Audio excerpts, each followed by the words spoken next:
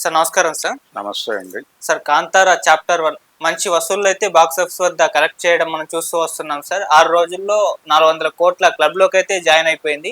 So, మరి 500 కోట్ల క్లబ్‌లోకి reach అయ్యే పరిస్థితులు కనిపిస్తున్నాయా? ఈ సినిమా రిలీజ్‌కు ముందు ఇది 1000 కోట్లు కొట్టగలిగే సత్తా ఉందని చెప్పేసి అందరూ కూడా భావించారు.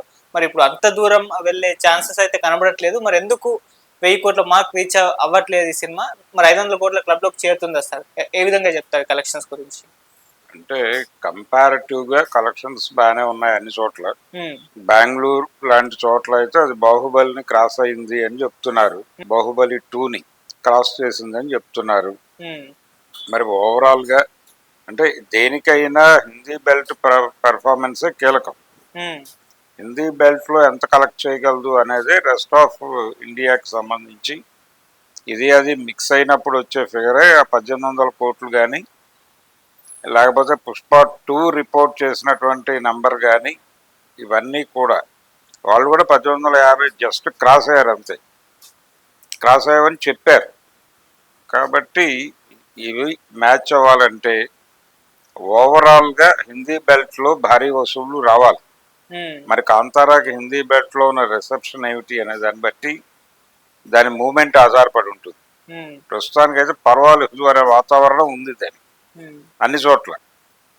తెలుగు మార్కెట్కి వచ్చేసరికి ఓజీ నుంచి అంటే ఓజీ సినిమా మొదట వాళ్ళు అభిమానులు విపరీతంగా చూస్తారు. సినిమా అయిపోయింది, అది ఆ హడావిడి ముగిసింది. అక్కడ ముగిసిన తర్వాత రన్ రావాలి, రేట్లు తగ్గించాక మిడిల్ క్లాస్ వాళ్ళు వెళ్ళాలి.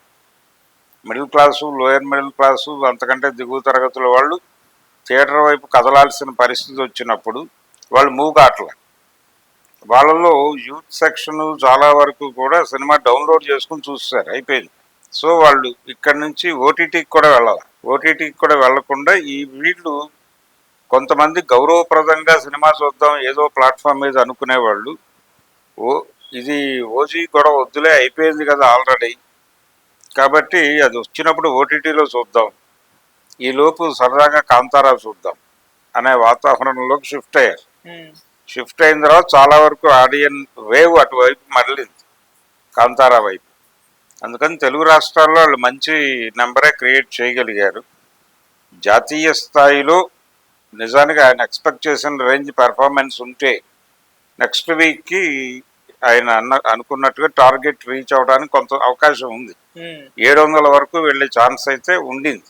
ఓకే, ప్రస్తుతం 500 అంటే ఇంకో 300 కనుక వాళ్ళు చేయగలిగితే అవకాశం ఉంది. ఎందుకంటే 5వ తారీఖు వరకు సినిమా లేదు, డిసెంబర్ 5వ తారీఖు వరకు పెద్ద అంటే భారీ సినిమాలు ఏం లేవు పెద్దగా. సో నెమ్మదిగా లాగచ్చు. లాగటానికి సంబంధించి చాలా హెవీ పీరియడే ఉంది. అంత ఈ మధ్యలో వచ్చే భారీ సినిమాలు ఏవి కనిపించడం లేదు. ఇతని సినిమా ఒకటి ఉంది, రవితేజ మాస్ జాతర ఉంది. తర్వాత అదే దానికి పోటీగా 'బాహుబలి' ఎపిక్ రిలీజ్ చేస్తున్నారు. ఆ రెండు ఒక నెల హడావిడి చేయొచ్చు. ఆ రెండు హడావిడి చేసినప్పుడు ఈ సినిమా సస్టైన్ అవుతుందా అనేది చూడాలి. ఈ లోపే భారీగా వాళ్ళు కలెక్ట్ చేయగలిగితే చేసేస్తారు. ఎటు చూసినా కానీ 500 మార్క్ ఈజీగానే రీచ్ అయిపోతారు, అది ఇష్యూ కాదు. 700 to 800 crore గనక వెళ్ళగలిగితే పాన్ ఇండియా మార్కెట్ లో బలమైన ప్రెజెన్స్ చూపించిన వాళ్ళు అవుతారు. రిషబ్ శెట్టి, వసంత్, రుక్మిణి, ఈ తదితరులు అందరూ కలిసి, రుక్మిణి, వసంత్ వీళ్ళందరూ కలిసి చేసిన కష్టం ఆ మేరకు వర్కౌట్ అయ్యే ఛాన్సెస్ ఉన్నాయి. మరి ఆ మేరకు నడపగలరా అనేది చూడాలి. అంటే ఈ సినిమాకి సంబంధించి బయట చర్చలు పాజిటివ్ గానే నడుస్తున్నాయి. ఇంకా అంటే చాలా మంది సినిమాని వ్యతిరేకించాల్సి ఉన్న వాళ్ళు కూడా పాజిటివ్ గా రియాక్ట్ అవ్వటం అనేది ఎందుకు అనే వాకప్ చేస్తే విజువల్ గ్రాండియర్ కి కనెక్ట్ అయ్యారు. విజువల్ గ్రాండియర్ కి కనెక్ట్ అయ్యి కంటెంట్ లో దొరికినటువంటి లోపాలని కొంచెం పక్కకి నెట్టే ప్రయత్నం చేశారు. అందుకని కొంచెం పాజిటివ్ రివ్యూసే వచ్చినాయి. సినిమాకి పెద్ద ఇబ్బందికరమైన పరిస్థితి ఏమీ లేదు.